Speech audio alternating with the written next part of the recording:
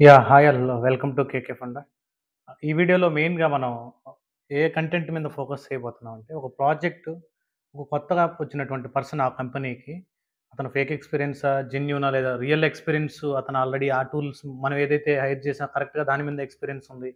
ఎవరికైనా గానీ ఈ వీడియో మ్యాచ్ చేయడానికి ఛాన్స్ ఉంటుంది. అసలు ఆ ప్రాజెక్టు ఎలా మనం హ్యాండిల్ చేయాలి ఫ్రమ్ స్క్రాచ్ నుంచి? ఏ కాంపోనెంట్స్ మీద ఇనిషియల్‌గా స్టార్టింగ్ స్ట్రగుల్ కాకుండా డేటాని గ్యాదర్ చేసుకోవాలి. అసల ఆ ప్రాజెక్ట్‌ని మనం మెయిన్‌గా మనం గూడా 1 వీకు లేదా 1 మంత్ లోపే మనం ఆ ప్రాజెక్ట్‌లో యాక్టివ్‌గా పార్టిసిపేట్ చేసే విధంగా ఎలా ప్రిపేర్ అవ్వాలి? ఆ టెక్నిక్స్ ఈ వీడియోలో చూద్దాం. మీరు ఫేక్ ఎక్స్‌పీరియన్స్ గాని, జెన్యూన్ ఎక్స్‌పీరియన్స్ గాని, జనరల్‌గా ఫ్రెషర్స్ కూడా కొత్త ప్రాజెక్ట్స్‌లోకి వస్తా ఉంటారు. ఓళ్ళకి గాని ప్రతి ఒక్కరికి ఈ వీడియో హెల్ప్ అవుతది. లాస్ట్ వరకు చూసారనంటే మాక్సిమం రెగ్యులర్‌గా మా జూనియర్ రిసోర్సెస్ వచ్చుంటాయి కదా! మనకి ప్రీవియస్ కంపెనీస్‌లో అలా. వాళ్ళు ఫేస్ చేసే స్ట్రగుల్స్ ఆ పాయింట్స్ తీసుకొని చెప్తా ఉంటాను. ఫస్ట్ మీరు ప్రాజెక్ట్‌లోకి వచ్చిన తర్వాత ప్రైమరీ ఫోకస్ వచ్చేసి ఆ ప్రాజెక్ట్ గోల్ ఏంది? అసలు ఆ ప్రాజెక్ట్ ఏ డొమైన్‌కి సంబంధించింది? అది బ్యాంకింగ్ డొమైనా? లేదా ఈ-కామర్స్ డొమైనా? టెలికామ్ డొమైనా? లేదంటే హెల్త్ కేర్ డొమైనా? ఏ డొమైన్‌కి సంబంధించిందో ముందు మనం ఫోకస్ చేయాలి. ఓకే. మనం టెలికామ్ డొమైన్ లేదా banking domain related project, health care domain related project. Health care related domain project అని నీకు తెలిసింది. నెక్స్ట్ ఏం చేయాలి? ఆ ప్రాజెక్ట్‌లో నీ రోల్ ఏంది? ఫర్ ఎగ్జాంపుల్ నేను డెవాప్స్ ఇంజినీర్‌గా చెప్తున్నాను. ఫర్ ఎగ్జాంపుల్ ఒక డెవాప్స్ ఇంజినీర్ రోల్ చెప్తున్నాను. మీకు సంబంధించిన మ్యాప్ చేసుకోండి. మీరు ఫర్ ఎగ్జాంపుల్ జావా డెవలపర్ గాని, పైథాన్ డెవలపర్ గాని అయ్యుంటే మీరు దానికి మ్యాప్ చేసుకోండి. డేటాబేస్ ఇంజినీర్ అయినా పర్లేదు. ఆ ప్రాజెక్ట్ గోల్ తెలుసుకున్న తర్వాత నెక్స్ట్ ఆ ప్రాజెక్ట్‌లో నాలెడ్జ్ ట్రాన్స్‌ఫర్ వీడియోస్ అని ఉంటాయి. ఆ ప్రాజెక్ట్‌కి సంబంధించి. అంటే కేటీ వీడియోస్. ఆ ప్రాజెక్ట్‌లో ఉన్నటువంటి డెవలప్‌మెంట్ టీము, ఆ ప్రాజెక్ట్‌లో ఉన్నటువంటి డెవాప్స్ టీము, ఆ ప్రాజెక్ట్‌లో ఉన్నటువంటి డేటాబేస్ టీము, ఆ ప్రాజెక్ట్‌లో ఉన్నటువంటి డిజైనర్స్ అందరూ కొన్ని వీడియోస్‌ని చేసుంటారనమాట. ఆ మంచి డెవలపర్స్, ఆ మైక్రో సర్వీస్‌కి సంబంధించిన డెవలపర్స్ అంతా ఆ ప్రాజెక్ట్‌కి సంబంధించి ఏ అయితే ఆర్కిటెక్ట్స్ ఉంటాయో, డిజైన్స్ ఉంటాయో, ఆ ఫ్లో డయాగ్రామ్స్ ఉంటాయి. అవన్నీ ఎక్స్‌ప్లెయిన్ చేసుంటారు. కొన్ని వీడియోస్‌లో షూట్ చేసుంటారు. అలా లేకుండా ఇంతకుముందు ఉన్న బ్యాచ్‌కి ఆ వీడియోస్ ఎక్స్‌ప్లెయిన్ చేసుండొచ్చు. ఆ కేటీ అంటే నాలెడ్జ్ ట్రాన్స్‌ఫర్ వీడియోస్ మీ మేనేజర్‌కి మెయిల్ చేసి, లేదా మీ టీమ్ లీడ్‌కి మెయిల్ చేసి, నాలెడ్జ్ ట్రాన్స్‌ఫర్ వీడియోస్ ఎక్కడైతే వాళ్ళు స్టోర్ చేసినారో కాన్ఫరెన్స్ పేజెస్ కానీ, వేరే అదర్ స్టోరేజ్ ఏరియాస్‌లో ఎక్కడైనా ప్లేస్ చేసుంటే, ఆ knowledge transfer videos access first తీసుకోండి. నెక్స్టు మీరు ఫోకస్ చేయాల్సింది అసలు మీ టీమ్ సైజ్ ఎంతుంది? మీ రోల్ ఆ టీమ్‌లో ఏంది? మీ టీమ్ లీడర్ ఎవరు? మీ మేనేజర్ ఎవరు? ఆ టీమ్‌లో ఉన్నటువంటోళ్ళు ఎన్ని సంవత్సరాల నుంచి ఉన్నారు? ఎంతమంది నాతో పాటు జాయిన్ అయ్యారు? ఆ ఇన్ఫర్మేషన్ కూడా తెలుసుకోవడం చాలా మంచిది. ఎందుకనంటే నాతో పాటు జాయిన్ అయినటువంటి రిసోర్స్ అనుకో, అతన్ని అడుగుతుంటాం మీరెలా నేర్చుకుంటున్నారు? ఏ ఏ కాన్సెప్ట్స్ నేర్చుకుంటున్నారు? ఎలా మీకు ఆ వీడియోస్ వచ్చాయి? అవన్నీ ఒకవేళ అతను ట్రై చేసి తెచ్చుకోనుండొచ్చు కదా! అందరికి కామన్‌గా కొన్ని సార్లు ఇవ్వకపోవచ్చు. ఎక్స్‌పీరియన్స్‌ని బేస్ చేసుకొని కూడా ఇస్తా ఉంటారనమాట. అలా మీరు కేటీ వీడియోస్ చాలా ఇంపార్టెంటు. ఆ కేటీ వీడియోస్ ఫస్ట్ నుంచి లాస్ట్ వరకు ఇన్ డీటెయిల్డ్‌గా వినండి. వినేతప్పుడు కూడా ఏం చేస్తారు చాలామంది మిస్టేక్స్ ఏందంటే, అదేముందిలే ఆ వర్క్ కాదు కదా! నాకివ్వరు గదా! నా నా టూల్ స్పెసిఫిక్ గదా! నేనెందుకు అన్నీ ఆ ప్రాజెక్ట్‌కి సంబంధించిన అన్ని వీడియోస్ ఒక 10, 20 వీడియోస్ మొత్తం ఎందుకు చూడాలి? 1, 2 చూస్తే సరిపోద్ది గదా! ఎందుకు మిస్టేక్ జరుగుతదంటే ఇక్కడ, ఫస్టు ఆ ప్రాజెక్ట్ ఓవర్‌వ్యూ తెలిస్తేనే నువ్వు ఏ టూల్ మీదైతే వర్క్ చేస్తున్నావో, ఆ టూల్ మీద కాన్ఫిడెన్స్ ఉంటది నీకు. ఎందుకంటే ఫ్లో తెలిసిపోద్ది. ఓకే. ఇక్కడి నుంచి ఫ్రంట్ ఎండ్ నుంచి బ్యాక్ ఎండ్‌కి నాకిలా రిక్వెస్ట్ వస్తుంది. ఇలా నేను రెస్పాన్స్ సెండ్ చేస్తున్నాను. మధ్యలో ఈ పైప్‌లైన్స్ రాసాం. ఇలా ట్రిగ్గర్ చేస్తున్నాం రిక్వెస్ట్ రెస్పాన్స్‌లు. ఇక్కడ ఈ ఇష్యూలు ఫేస్ చేస్తున్నారని నీకు ఫ్రంట్ నుంచి ఎండింగ్ వరకు, స్టార్టింగ్ నుంచి ఎండింగ్ వరకు నీకు ఒక ఫ్లో తెలిస్తే, అప్పుడు నీకు ఆ ప్రాజెక్ట్‌లో ఏ టూల్ ఇచ్చినా, ఆ ప్రాజెక్ట్ రిలేటెడ్ ఏ టూల్ ఇచ్చినా నువ్వు హ్యాండిల్ చేయగలవు. ఆ ప్రాజెక్ట్ ఫ్లో తెలియకపోతే it is very difficult. For example నువ్వు డాకరు, కుబర్నెటిస్, ఏడబ్ల్యూఎస్ క్లౌడ్ పర్ఫెక్ట్‌గా ఉన్నా గాని నువ్వు చేసే ప్రాజెక్టు నీకు తెలియకపోతే హ్యాండిలింగ్ చాలా డిఫికల్ట్. కొత్తగా ఎళ్ళినటువంటి ఎంప్లాయీస్‌కి. అది. నెక్స్ట్ నీ టీమ్స్ లిస్ట్ తీసుకోండి. ఎవరెవరు డేటాబేస్ టీమ్ ఎవరు? ఆ టీమ్స్‌లో ఎవరెవరు మేనేజరు? ఎవరు లీడు? మనం ప్రైమరీగా మనకేదన్నా ఇష్యూస్ ఎవరిని కాంటాక్ట్ అవ్వాలి? ఈ ఇన్ఫర్మేషన్ మొత్తాన్ని డేటాబేస్ టీమే గాదు. ఏదైనా ఇప్పుడు డెవాప్స్ టీమ్ గాని, లేదంటే ఎస్ఆర్‌ఈ ప్రొడక్షన్ సపోర్ట్ టీమ్ గాని, ఆ టీమ్స్ లిస్ట్ అన్ని నువ్వు నోట్‌ప్యాడ్‌లో లేదా వర్డ్‌ప్యాడ్‌లో నువ్వు నోట్ జేసి పెట్టుకొనుండాలి. నువ్వు ఎప్పుడైతే కేటీ వీడియోస్ వింటా ఉంటావో, ఆ కేటీ వీడియోస్ ఇనేతప్పుడు అక్కడున్నటువంటి మ్యాటర్‌ని వర్డ్‌ప్యాడ్‌లో నీ ఓన్‌గా నువ్వు రెడీ జేసుకోవాలి. అప్పుడు నువ్వు ఎప్పుడైతే మీ మేనేజరు లేదా డైలీ స్టాండప్ కాల్స్ జరుగుతా ఉంటాయి గదా! మనకి. టీమ్స్ ఇంటర్నల్ కాల్స్ జరిగినప్పుడు, నేను నిన్న మొత్తం 4 వీడియోస్ ఫినిష్ చేశాను. ఈ 4 వీడియోస్‌లో నేను ఈ కంటెంట్ చూసాను. ఈ కంటెంట్ చూసేటప్పుడు నాకు ఈ డౌట్స్ ఉన్నాయి. కొంచెం ఎక్స్‌ప్లెయిన్ చేయండి అని అడగొచ్చు. అలా అడిగినప్పుడు ఏమవుతదంటే బెస్ట్ ఇంప్రెషన్ వస్తది. ఎందుకని ఓకే. మనం ప్రొవైడ్ చేసినటువంటి వీడియోస్ వినేసి ఇతను డాక్యుమెంట్ చేసుకుంటున్నాడు. ఇతను చాలా ఇంట్రెస్టింగ్ ఉన్నాడు. మన ప్రాజెక్ట్‌లో వర్క్ చేయడానికనేసి ఒక గుడ్ ఇంప్రెషన్ మనకు ఆ టీమ్ మీద ఎస్టాబ్లిష్ అవుతుంది మన మీద ఆ టీమ్‌కి. అలా అలా ప్రిపేర్ అవ్వాలి. అంతేగాని వీడియోస్ ఇనేసి జస్ట్ స్టార్టింగ్ నుంచి ఎండింగ్ వరకు వీడియో ఇనేసి వదిలేయొద్దు. దాన్ని డాక్యుమెంట్ చేసుకోండి. మీకు అర్థమైన వేలో డాక్యుమెంట్ చేసుకోండి. ఏదైనా డౌట్స్ ఉంటే ఆ ప్రాజెక్ట్‌లో ఉన్నటువంటి సీనియర్స్‌ని అడగండి. లేదా మీ టీమ్ లీడ్‌ని అడగండి. మేనేజర్‌ని అడగండి. వాళ్ళు ఎక్స్‌ప్లెయిన్ చేసి దాన్ని ట్రై చేస్తారు. అంతేగాని అలా వదిలేసేయొద్దు ఆ డౌట్‌ని. నెక్స్ట్ వచ్చేసి మీరు ఆ ప్రాజెక్ట్‌లో కొత్తగా ఎంటర్ అయినప్పుడు ఆ ప్రాజెక్ట్‌కి ఓవరాల్‌గా మొత్తం ఎన్ని టూల్స్ యూజ్ చేస్తున్నారు? ఏ ప్రోగ్రామింగ్ లాంగ్వేజెస్ యూజ్ చేస్తున్నారు? ఏ డేటాబేస్‌లు యూజ్ చేస్తున్నారు? డెవాప్స్ టూల్స్ ఏమి యూజ్ చేస్తున్నారు? ఎస్ఆర్‌ఈ టూల్స్ ఏమి యూజ్ చేస్తున్నారు? డెవ్‌సెక్ఆప్స్ టూల్స్ ఏమి యూజ్ చేస్తున్నారు? డేటాబేస్‌లో ఏమి యూజ్ పవర్ బిఐ, ఎంఎస్ బిఐలు యూజ్ చేసి డిజైన్ చేస్తున్నారు.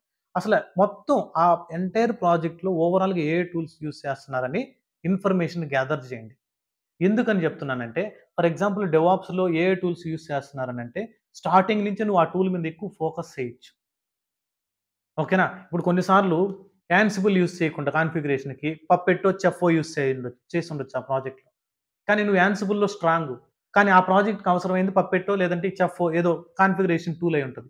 అప్పుడు నీకు స్టార్టింగే నువ్వు ఆ ప్రాజెక్ట్‌లోకెళ్ళిన తర్వాత స్టార్టింగే నీకు ఏ టూల్స్ అనేది లిస్ట్ తెలిసినప్పుడు ఆ టూల్స్ మీద ఎక్కువగా నువ్వు బయట లింక్డ్ఇన్‌లో గాని, లింక్డ్ఇన్ సారీ ఉడిమీలో గాని, లేదంటే యూట్యూబ్‌లో గాని, గూగుల్ గాని ఎలా అయినా సెర్చ్ చేసి ఓకేనా? సెర్చ్ చేసి నువ్వు ఆ ప్రాజెక్ట్ గురించి రెడీగా పెట్టుకో అంటామనమాట. అదొక best important. Tools list, total tools list ఆ ప్రాజెక్ట్‌లో ఏమేమి యూజ్ చేస్తున్నారనేసి. నెక్స్టు ఇది చాలా ఇంపార్టెంటు. ప్రతి కంపెనీలో 96% అన్ని కంపెనీసు కాన్ఫ్లెన్స్ పేజెస్ మెయింటైన్ చేస్తాయి. కాన్ఫ్లెన్స్ పేజెస్ అంటే ఏందంటే, ఆ ప్రాజెక్ట్ గురించి డిజైన్ చేసినటువంటి డయాగ్రామ్స్ యాహ్! ఒక ఒక ఒక ఒక కాంపోనెంట్ నుంచి ఇంకో కాంపోనెంట్ కనెక్షన్స్ ఎలా ఉంటాయి? ఆ మ్యాటరు ఎన్ని మైక్రో సర్వీసులున్నాయి? ఒక్కొక్క మైక్రో సర్వీస్‌లో కోడ్ ఎలా డిఫైన్ చేశాడు? ఆ మైక్రో సర్వీస్‌లో ఏ ఎర్రర్‌లు రావచ్చు? ఏ ఎర్రర్ కోడ్స్ రావచ్చు? 500 అంటే ఏంది? 200 ఎర్రర్ కోడ్ అంటే ఏంది? 300 ఎర్రర్ కోడ్ అంటే ఏంది? ఆ ప్రాజెక్ట్ గురించి కంప్లీట్ ఇన్ఫర్మేషన్ మొత్తం మన కాన్ఫ్లెన్స్‌లో ఉంటది. ఆ కాన్ఫ్లెన్స్‌లో సెర్చ్ చేసి నువ్వు డేటాను తీసుకుంటా ఉండాలి. ఆ ప్రాజెక్ట్ గురించి. కాన్ఫ్లెన్స్ పేజెస్ కంపల్సరీ మాక్సిమం మనకు ప్రాజెక్ట్ రిలేటెడ్ మన టీమ్‌కి రిలేటెడ్ కాన్ఫరెన్స్ పేజెస్ లిస్ట్ మొత్తం ఆల్రెడీ ప్రాజెక్ట్‌లో ఉన్నటువంటి వాళ్ళు ఎవరైనా మెయింటైన్ చేస్తా ఉంటే మొత్తం తీసుకొని దాన్ని ఒకసారి స్టడీ చేయండి. టాప్ టు బాటమ్ మొత్తం చదవండి. ఎక్కడైనా అర్థం కాకపోతే ఆల్రెడీ ఉన్న సీనియర్స్‌ని అడగండి. అలా కాన్ఫిడెన్స్ పేజెస్ చదవడం వల్ల నీకు ఆ ప్రాజెక్ట్ గురించి ఇన్ డీటెయిల్ తెలుస్తది. కాన్ఫిడెన్స్ పేజెస్ అని అడగండి పోతానే. ఓకే. మనం ఎక్కడైనా మనకు రిలేటెడ్ కాన్ఫిడెన్స్ అకౌంట్ నాకు క్రియేట్ చేయండి. క్రియేట్ చేసిన తర్వాత దేని మీద ఎక్కువ నేను ఫోకస్ చేయాలి అనేసి మీ టీమ్ లీడ్‌ని మీరు అడగొచ్చు. నెక్స్టు ఆహ్, జనరల్‌గా ఏ ప్రాజెక్ట్ అయినా అది పైథాన్ గాని లేదా జావా ప్రాజెక్ట్ ఏ ప్రాజెక్ట్ అయినా గాని మనం ఎన్విరాన్మెంట్స్ అని పాత వీడియోస్‌లో కూడా చెప్పుకుంటాం అనమాట. స్టేజింగ్ ఎన్విరాన్మెంట్, లోయర్ ఎన్విరాన్మెంట్ అది. ఓకేనా. Dev environment, pre production environment, QA environment, QA అంటే testing environment, dev environment development team environment. ఓకేనా. అలా ప్రీ ప్రొడక్షన్ ఎన్విరాన్మెంట్, ప్రొడక్షన్ అంటే డైరెక్ట్ కస్టమర్ యాక్సెస్ చేసే ఎన్విరాన్మెంట్. అసలు మన ప్రాజెక్ట్‌కి ఎన్ని ఎన్విరాన్మెంట్స్ ఉన్నాయి? మన ప్రాజెక్ట్‌లో ఎన్ని ఎన్విరాన్మెంట్స్ ఉన్నాయి? ఆ ఎన్విరాన్మెంట్ మొత్తం లిస్ట్ తీసుకోవాలి. ఎందుకని తీసుకోవాలంటే నీకు ఒక ఐడియా వస్తది. నువ్వు గిట్‌హబ్‌లో కోడ్‌ని మెయింటైన్ చేసేటప్పుడు, ఓకే. ఇన్ని ఎన్విరాన్మెంట్స్ ఉన్నాయి నా ప్రాజెక్టు. ఈ ఎన్విరాన్మెంట్స్‌లో ఇన్ని మైక్రో సర్వీసెస్ మనం డిప్లాయ్ చేసాం. ఆ అన్ని మైక్రో సర్వీసెస్‌ని ఇన్ని ప్రోగ్రామింగ్ 2-3 ప్రోగ్రామింగ్ లాంగ్వేజెస్ యూజ్ చేసి డెవలప్ చేసాం. ఈ రెగ్యులర్ ఆటోమేషన్ స్క్రిప్టింగ్ అంతా మనం పైథాన్‌లో రాసాం. ఎక్కడైతే మనం మాన్యువల్ వర్క్ చేస్తా ఉంటామో అదంతా పైథాన్‌లో రాసాం. అని నీకు ఒక క్లారిటీ ఉంటే, ఆడ ఇష్యూ వచ్చినప్పుడు ఎవరిని కనెక్ట్ అవ్వాలని ఈజీ అయిపోతది. మనం ఒక ఇష్యూ ప్రతి ఒక్కడు ఇష్యూలు ఫేస్ చేస్తా ఉంటాడు. ఆ ఇష్యూ వచ్చినప్పుడు నెక్స్ట్ ఎవరిని కనెక్ట్ అవ్వాలో నీకు అర్థం కాదు. నీ టీమ్ లీడ్‌కి పింగ్ చేయాలంటే ఓకే. ఇది కూడా తెలీదా అనేటువంటి క్వెషన్స్ రావచ్చు. ఈ బేసిక్ కూడా తెలీదా? ఎవరిని కనెక్ట్ అవ్వాలి? అనేది నీకు already ah, team life cycle తెలిసిందనుకో. ఎస్కలేషన్ చార్ట్ అంటాం మనం. ఎస్కలేషన్ చార్ట్ అంటే ఇప్పుడు ఈ ఇష్యూని నేను సాల్వ్ చేయలేకపోతే నెక్స్ట్ లెవెల్‌లో ఎవరిని కనెక్ట్ అవ్వాలి? దాని తర్వాత ఎవరిని కనెక్ట్ అవ్వాలి? దాని తర్వాత ఎవరిని మనం ఇన్ఫార్మ్ చేయాలి? అది ఎస్కలేషన్ చార్ట్ కూడా మీరు తెలుసుకో ఉండాలన్నమాట. ఆ ప్రాజెక్ట్ ఎలా ఉంటదనేసి. నెక్స్టు మెయిన్ చాలా చాలా ఇంపార్టెంట్ ఏందంటే, మీరు ఆ ప్రాజెక్ట్ గురించి బాగా తెలుసుకున్న తర్వాత, కానీ కొన్ని రోజుల తర్వాత మర్చిపోతాం. అది మీకైనా, ఎవరికైనా, మాకైనా, ఎవరికైనా కామన్. మేము ట్రైనర్స్ అయినా, మేము పర్సనల్ గైడెన్స్ ఇచ్చినా, ఎవరైనా గాని ఒక కంటెంట్ నేర్చుకున్నారంటే ఒక 10 డేస్, 15 డేస్, 1 మంత్ ఓకేనా? ఖచ్చితంగా ఎవరైనా మర్చిపోవాల్సిందే. అప్పుడు దాన్ని మర్చిపోకుండా ఉండడానికి మీరు మల్టిపుల్ రివిజన్స్ చేస్తా ఉంటారు. దీనికి మ్యాప్ అయిన పాయింట్ ఏందనంటే రీసెంట్‌గా ఏ ఇష్యూలైతే ఫేస్ చేసుంటారో ఆ ప్రాజెక్ట్‌లో. ఒక డెవాప్స్ ఇంజినీర్ గాని, ఒక డెవలపర్ గాని, ఒక టెస్టర్ గాని, ఒక డీబీ ఇంజినీర్ గాని, ఒక క్లౌడ్ ఆర్కిటెక్ట్ గాని, ఎవరైనా గాని ఆ ప్రాజెక్ట్‌లో ఏ ఇష్యూలు ఫేస్ చేసింది మాక్సిమం కాన్ఫిడెన్స్ పేజెస్‌లో మెయింటైన్ చేస్తా ఉంటారు. కాన్ఫిడెన్స్ పేజెస్‌లో మెయింటైన్ చేస్తా ఉంటారు. మెయింటైన్ చేసినటువంటి కాన్ఫిడెన్స్ పేజెస్ లింకు మీ లీడ్‌ని అడిగి తీసుకోండి. ఓకే. ఈ రీసెంట్‌గా మన ప్రాజెక్ట్‌లో మన డెవాప్స్ ఇంజినీర్స్ ఫేస్ చేసినటువంటి ఇష్యూలు కొన్ని ఇస్తారా? ఎందుకంటే నేను ఆల్రెడీ ప్రాజెక్టు వాక్ త్రూ కంప్లీట్‌గా నేను అన్ని కాన్ఫిడెన్స్ పేజెస్, కేటీస్, ఫ్లో ఇంటా ఉన్నాను. అలానే నాకు ఆ ఇష్యూ లిస్ట్ గాని చూసానంటే నాకు కొంచెం ఇంకా ఇన్ డీటెయిల్డ్‌గా అర్థమయ్యేదానికి ఛాన్స్ ఉంటది. ఓకే. రెగ్యులర్‌గా మనం ఇష్యూలు ఫేస్ చేస్తున్నాం. ఇలా రిప్లై ఇవ్వాలి, ఇలా ఇవ్వాలని ఎక్కడన్నా మెయింటైన్ చేసున్నామా? అనేసి అడిగి తీసుకోవాలి ఆ డేటాను గూడా. ఎక్కడ మీరు భయపడొద్దు. టెన్షనే అవ్వద్దు. అడిగితే ఖచ్చితంగా ఎవరైనా హెల్ప్ చేస్తారు ప్రాజెక్ట్‌లో. మనం అడగకుండా గమ్ముగుంటేనే ఎస్కలేషన్స్ వస్తాయి మన మీద. ఓకేనా? నెక్స్టు మీరు ఫస్ట్ టైమ్ ఆ ప్రాజెక్ట్‌లోకి ఎంటర్ అయినప్పుడు అసలు డైలీ మనం ఎన్ని మీటింగ్స్ కండక్ట్ చేస్తున్నాం? అది ఏ టైమింగ్స్‌లో కండక్ట్ చేస్తున్నాం? క్లయింట్ మీటింగ్ ఎప్పుడు జరుగుతుంది? ఒక ఇంటర్నల్ మీటింగ్ ఎప్పుడు జరుగుతుంది?